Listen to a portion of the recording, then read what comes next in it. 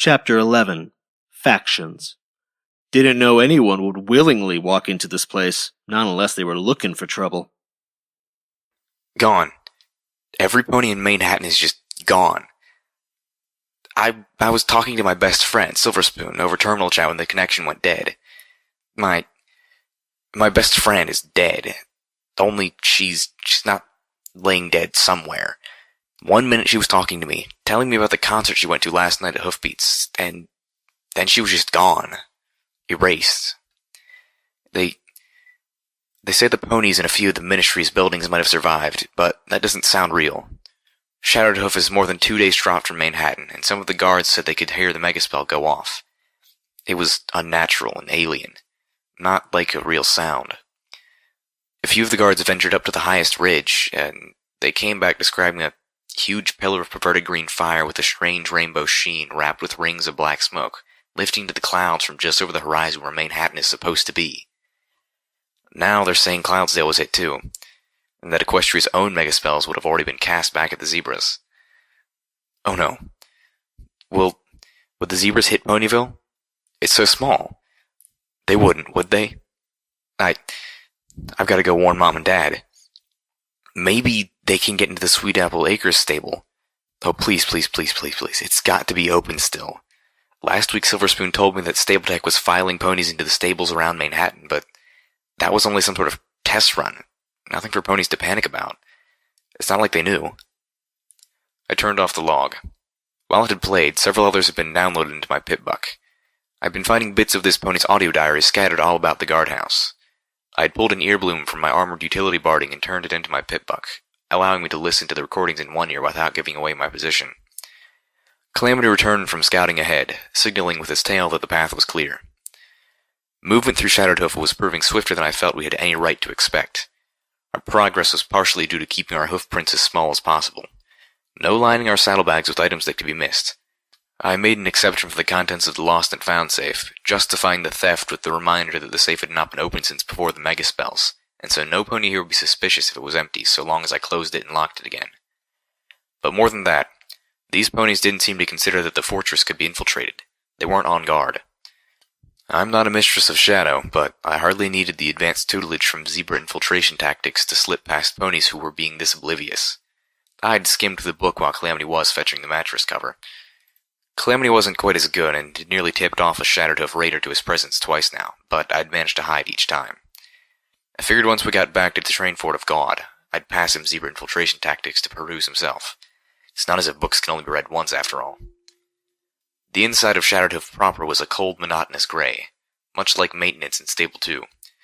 Except here, all the walls are cracked and chipped, the ceiling decayed, the light weak and uneven, cast from small lanterns hung from railroad spikes chiseled into the walls. The darkening sky of clouds outside turned the high-set barred windows into dead eyes staring vacantly into the halls. Somewhere down the hall, a terribly sad song was playing over a radio. We were within range of DJ Pony's broadcast again. Ponies on the expressway, with no features, with no faces. Ponies milling about me, trudging off to nameless places. The song pulled a melancholy chord in my heart. The singer somehow managing to make the Equestria of before the war seem as dreary and bleak as the wasteland itself. I followed Calamity, and I considered turning on one of the other entries from the audio diary just to drown it out. But I realized that playing with it only in one ear, the two would likely mix into something even more depressing. Waiting foals for their birthday, have a party, please be happy.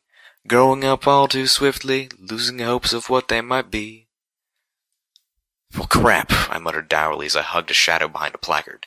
Hard work is happy work, and stared across the open rows of desks to the well-lit room beyond.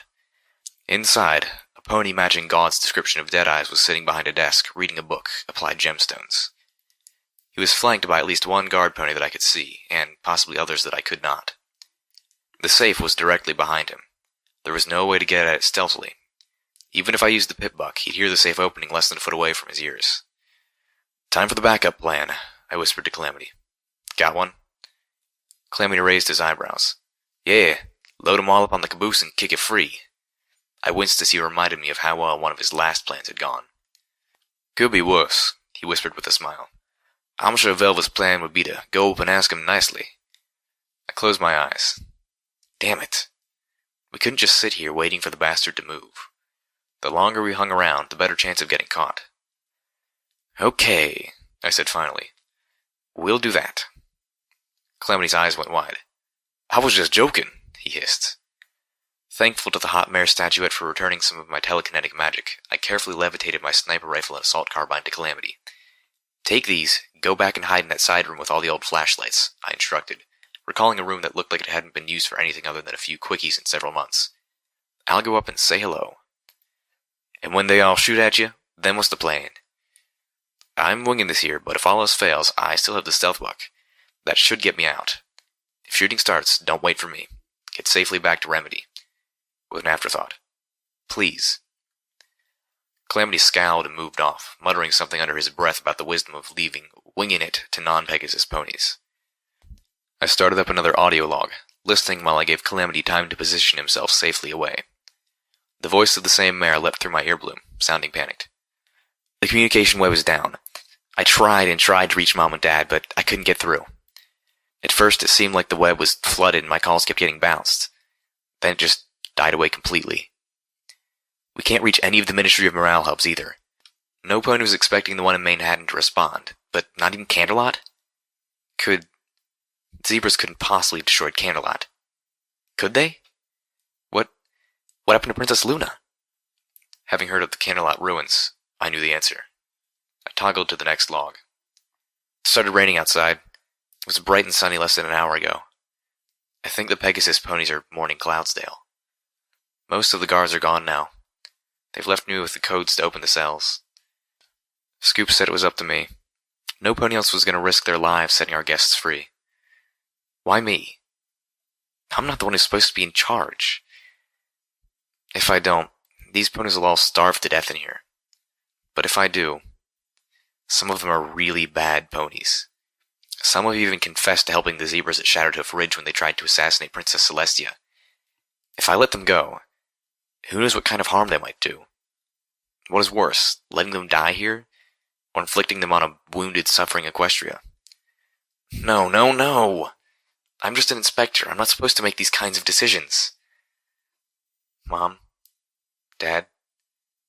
Silverspoon? What should I do? I wasn't sure why I was listening to these logs now. Curiosity?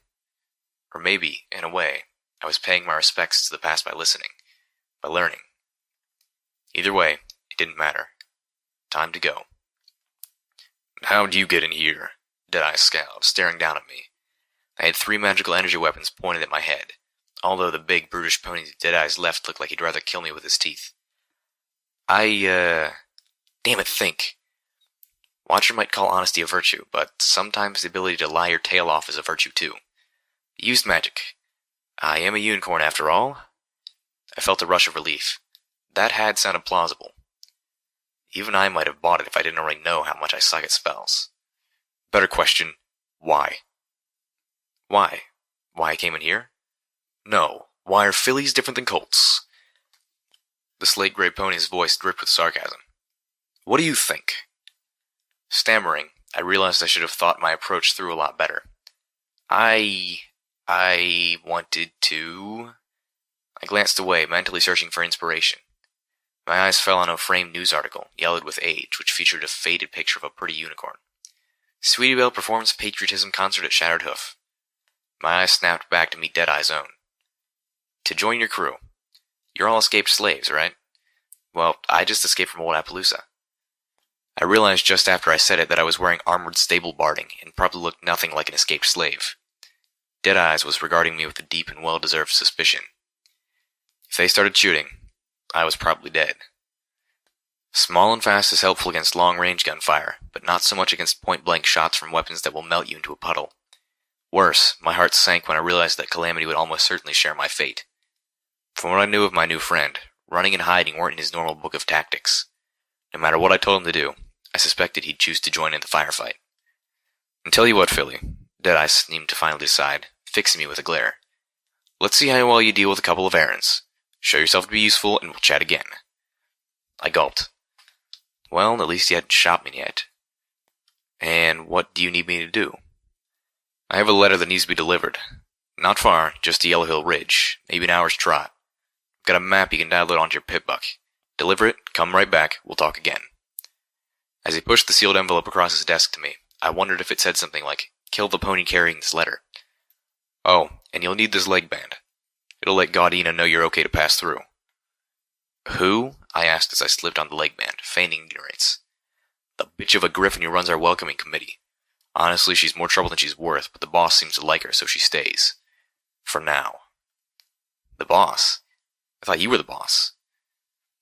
Deadeyes clearly did not have the patience for questions that God did. Scramble, and if she talks again, start pulling off her legs. The grin on the brute to Deadeye's left widened eagerly. I left quickly and wordlessly. I hadn't gotten very far before one of Deadeye's guards came trotting out after me. He motioned for another, seemingly random Shattered Hoof pony to flank me on the other side. Without words, it was clear they were making sure I found my way out. As we approached the small room where Calamity was hiding, I blurted out as loudly as I could without sounding suspicious. So, escorting ponies out. Is that your official job? Are you the escorter-outer? Shut up, Deadeye's guard said warningly, but the other replied easily. Actually, no, I'm just a rock breaker. I raised an eyebrow. A rock breaker? So what's your story? He seemed amiable enough. Slavers assaulted my family homestead. Brother and I fought back while my wife tried to hide our foals. Killed my brother, took my lovely sugar plum and the foals and left me for dead. As he spoke, a cloud passed over his face. His eyes narrowed and a tone of sadness tinged with seething crept into each word. Crawled myself here for protection. I'm not a raider. Don't do any of that shit. Just work the rocks and thank the goddesses for that. And the fact that I'm not alone out in the wastes. I nodded solemnly. What else could I do? In the heavy quiet that followed, I could hear the radio playing from some nearby room. The music had stopped, and DJ Pony was reporting the news. Been warning every pony for some time now to steer clear of Appaloosa. Well, looks like the stable dweller either didn't get that message or chose to ignore it. I've got confirmed reports that little gal marched into Appaloosa and brought hell on her hooves. Freed over a dozen slaves, many of them foals. I'm happy to report that they're safe and sound. But there's a bitter note to this song. When a small army of slavers tried to take their captives back, a heroine in the wasteland sacrificed herself to make sure every pony got away safely. This song goes out to you, stable dweller. May Celestia and Luna wrap you in their tails. I stumbled, missing a step. My mind shocked by rapid realizations. The radio was talking about me. Again. The poor ponies I helped to freedom had made it safely. And I was dead. Well, according to the radio. Some pony must have assumed I had died in the train crash. Either that, or some pony who knew better lied. I wanted to stop, go back and hear the rest of it. To kick or shout at the radio to somehow make it repeat everything from the beginning. Keep moving, Deadeye's guard barked as I fell momentarily behind. I trotted faster to pull myself back between them. Looking at the guard, I asked him this time. And what's your story? With a glare. Won my place here in the annual stomp and annoying unicorn to death competition. Back to being quiet it was then. We were taking a slightly different and more direct path back to the yard than the one Calamity I had used. The hall we were passing by now had several doorways opening into a combination of amphitheater and mess hall. There was an old stage in the back with tattered and befouled curtains which I imagined Tweety Belle, the mare who would become Stable 2's first overmare, performed on. The room was crowded haphazardly with tables and benches, and several dozen raider ponies scarfing a pale stew, the odor of which was mixing unpleasantly with the stench of unbathed ponies and an under scent of dry rot. I kicked on the next log in my pit buck to distract me. I wasn't fast enough. I should have known better. No wonder the rest of the staff fled so quickly. I should have known that Shattered Hoof would go into lockdown as soon as the mainframe realized we were cut off from the outside.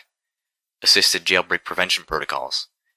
By the time I made my decision and released the guests from their cells, who were already all trapped inside. I know how the weaker ones fare. I can only imagine what they'll do to me when they find a member of the staff that got locked in with them. I took the food from the guardhouse fridge and locked myself into this bathroom. I locked several other doors too. With luck, they'll think it's normal for this door to be locked as well. Because if they really try to break it down, I'm sure they can. I've got maybe 3 days worth of food, plenty of water, a little bit of medicine. I only hope it'll last me long enough for them to find a way out of Shattered Hoof. My only chance is if they leave before they realize I'm here. As we exited into the yard, the guard turned to me, pushing me up against the wall. "You want to know my story?" he growled. "I'll tell you. I was a merchant on a caravan that God's talents were supposed to be guarding. Saw them try to buck us over as slavers and saw her take them down. So how'd I get here? She flew me in. Just like we all know she flew you in."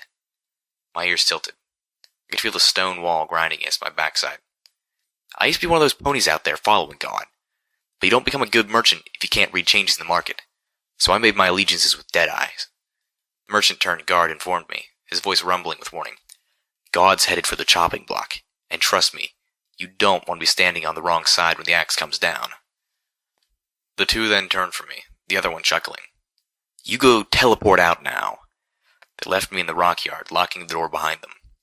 Looking around the yard, I realized that any structure designed to hold ponies prisoner would have wards to prevent unicorns from just teleporting out. It was a rare magical ability, but one they would anticipate. I moved over to where the mattress cover had been thrown and hid myself, clicking another audio log on as I waited for Calamity. The voice was soft, nearly drowned out by the sounds of heated argument in the background. "Out of food. Made what I had stretch, I think. No real way to tell time in here, but I think it's been a week. At least 4 days. After the food was gone, I raided the garbage can. Some old apple cores. They were brown, mushy, and tasted horrid. The guests outside are doing much worse.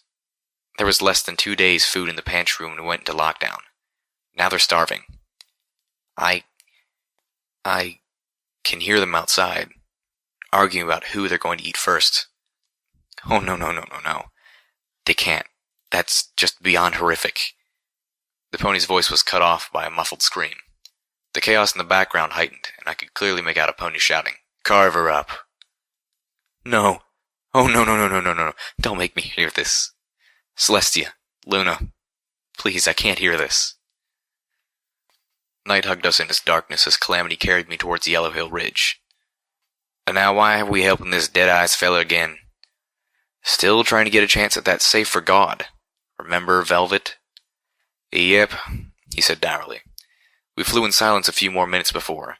Where's this place supposed to be again? I can't see a damn thing out here tonight." I had the location marked on my Pip-Buck's auto map, but I hesitated to lift my leg and look. Shifting myself around by being carried by a flying Pegasus seemed unwise. Instead, I brought up my eyes forward sparkle to check the compass. Nothing.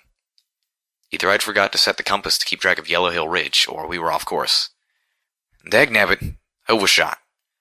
Calamity banked, the cool night wind cutting through my coat and mane. The turn brought a number of flickering lights into view. "Is this what we're looking for? It looks a whole mess of campus to me." I checked my EFS. Now I could see the marker. It was pulsing at the very edge of my compass. "No, we're still off course. It's back that way." Calamity didn't turn. "Hold on, Hush. I want to see what this is then." He swooped a little lower, aiming to fly past above the lights. As we neared, I too could make out a mass of tents, cook pots, and ponies.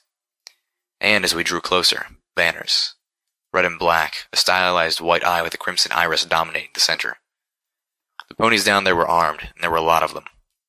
I spotted 2 griffins amongst them, Talon mercenaries by their armor, but wearing neckbands of red and black with the distinctive eye. Clearly not God's talons. Different company. Towards the back of the camp, I spotted the rows of slaver wagons. Calamity beat his wings, grunting softly in pain as he pulled us higher into the darkness, hopefully before any of those below had taken a glance up. "Well, ain't this a barrel of bad apples?" "Calamity," I whispered, not able to unhear that grunt. "Your wing?" "I'm fine. Hush now."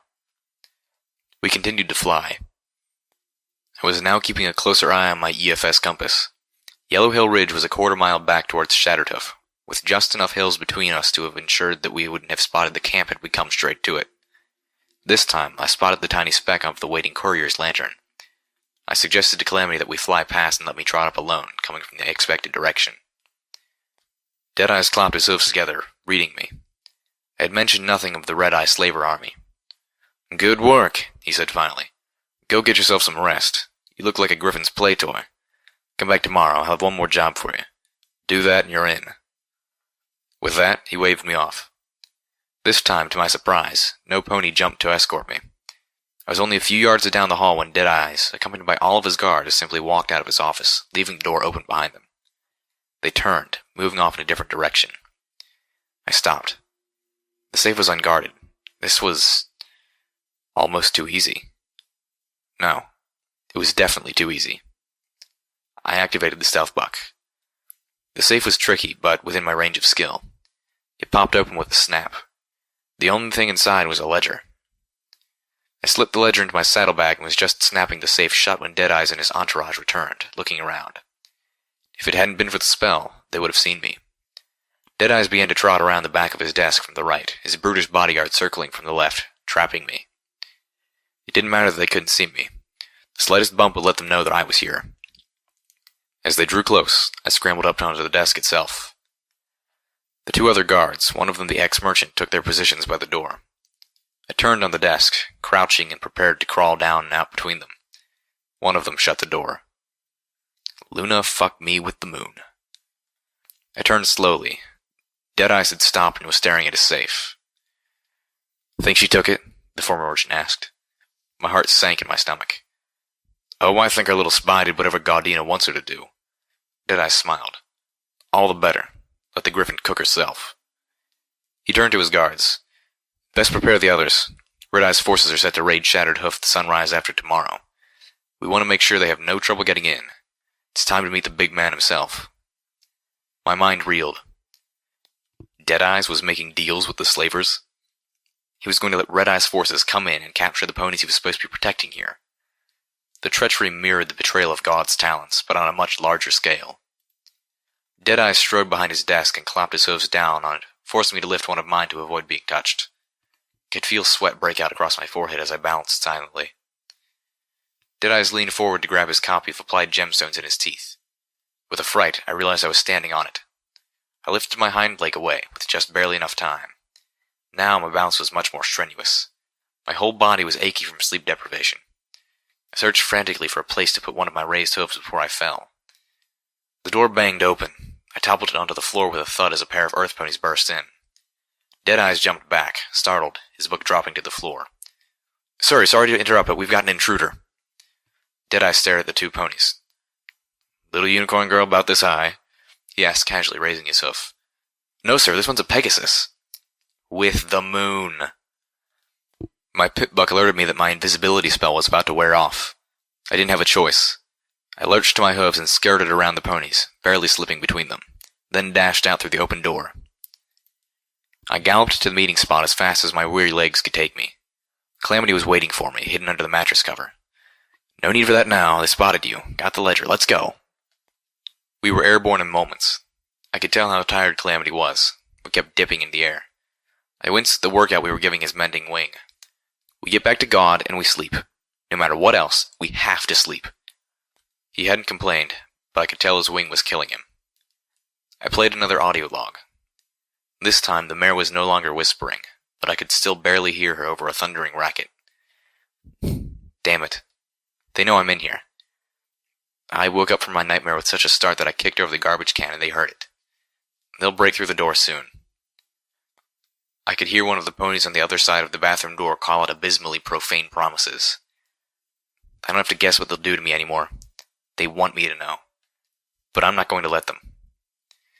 Go figure, this crappy little gun is going to save me after all. Use the handle to shatter the mirror. This is going to hurt, but if I do it quickly, it won't hurt for long. There was one audio log left.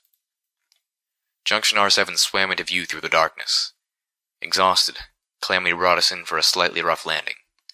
Ponies pointed glowing magical energy weapons at us from all directions. God stepped forward. "Welcome back. I was beginning to worry about you two." She looked us over. "Got the ledger?" I nodded shakily. "Yes, but before you look at it, I want to look at it. And there's something you should know." God raised an eyebrow. "Oh?" she asked appraisingly. Deadeyes knows. He pretty much let me steal it. I overheard him saying something about letting you cook yourself.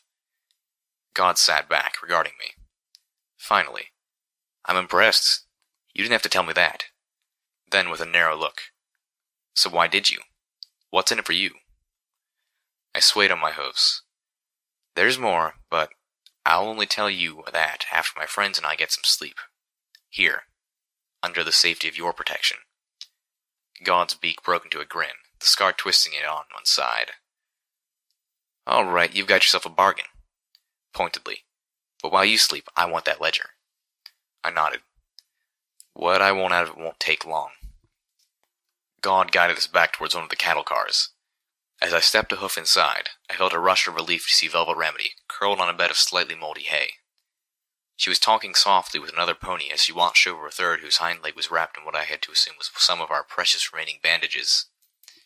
I wondered how many medical supplies we had left, if any. Velvet Remedy jumped at our return, giving us a weak but bright smile. What did you two do? Take the scenic route?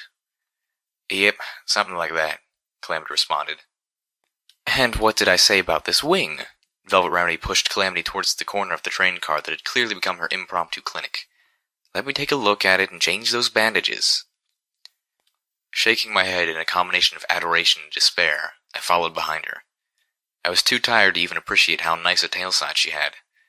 Finding a bit of hay that looked filthy but soft, I curled down and levitated out the ledger. Flipping through, I found entries going back many, many years. The newest ones, I felt, were suspect. Whatever Deadeyes was up to, I rather expected he had doctored the ledger as part of it. But the older entries, faded as they were, couldn't have been altered without being obvious. At least, not by an Earth pony. I found myself wondering what a forgery cutie mark would look like.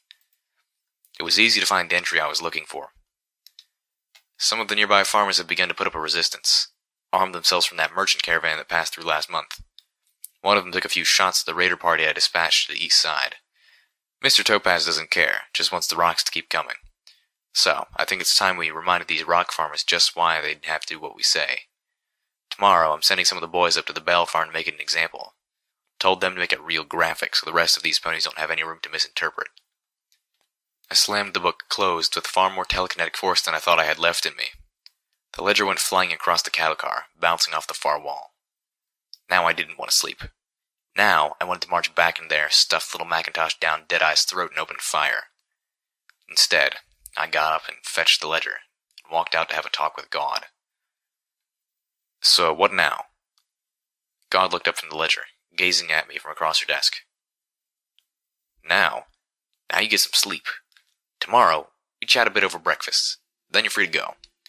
By then, all the border patrols and outposts will know I've said you're free to pass. You did the job.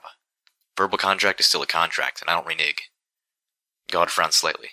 Too bad, too. We could really use a skilled medic here. I let that sink in. Still, not really what I was looking for. How about you?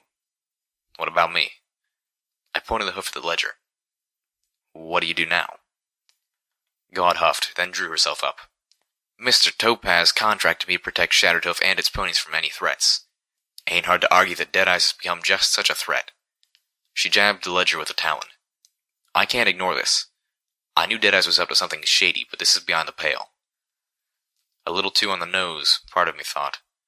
Almost like Deadeye's treachery was custom-tailored to get under God's feathers. I told her as much. She laughed. A bitter but still humored laugh. Think I don't see that? I could guess what she must be planning. And another question surfaced in my brain. What would you do with this place if you were in charge? She gave me a look. Shattered Hoof, I mean. What would you do? Slowly, evenly, she intoned. I'm not in charge. I'm not going to be. Even with Deadeye's gone, Mr. Topaz runs this joint, and I'm still contracted to him. Right, I thought. But what if you weren't? Velvet Remedy approached me as I returned to the cattle car. I was so tired, but my heart still fluttered a little at her approach. So, is this Griffin actually letting us go? I nodded. Velvet Remedy looked surprised more than relieved. We get to spend the night. We need sleep. I would insist. Calamity's done more damage with his wing with all that flying around. He needs time to heal. I winced painfully. Velvet Remedy switched topics with what my sleep-deprived mind insisted was a jarring abruptness. Little Pip, I had the most interesting conversation while you and Calamity were out stealing. I sighed weakly. I wasn't really up for this. See that buck over there? She asked, pointing a hoof towards a dark shape that I assumed was a sleeping pony. His name's Preacher. I nodded, vaguely recalling God saying something about a preacher. He says he came here to spread the word of the goddess out from under the hoof of Red Eye. My ears perked. Velvet Remedy had my full attention. The word of the goddess? I asked. The way she spoke made it clear that she wasn't talking about Celestia or Luna. Velvet Remedy nodded. He claims this goddess of his has been speaking to him in dreams since he was a tiny colt. Her tone suggested her prognosis didn't involve the divine. I wasn't ready to dismiss it so quickly, though. Looking sternly to Velvet, I whispered back. He might be right.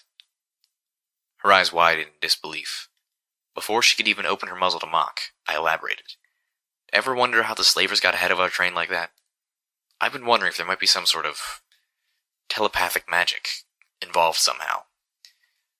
I felt a sudden urge to travel to 10 Pony Tower and talk to DJ Pony. He seemed to have an incredibly good, if imperfect, network of informants. Or possibly some sort of magic or technology that was giving him the lay of the land. I wanted to trade information, find out what he knew. There was a puzzle here, and I was still several pieces short of seeing the picture. If any pony had those pieces, it would be DJ Pony. Velvet Remedy seemed to be digesting my comment. Finally, she spoke again. Well, if this is true, it puts the rest of what Preacher said in a more ominous light.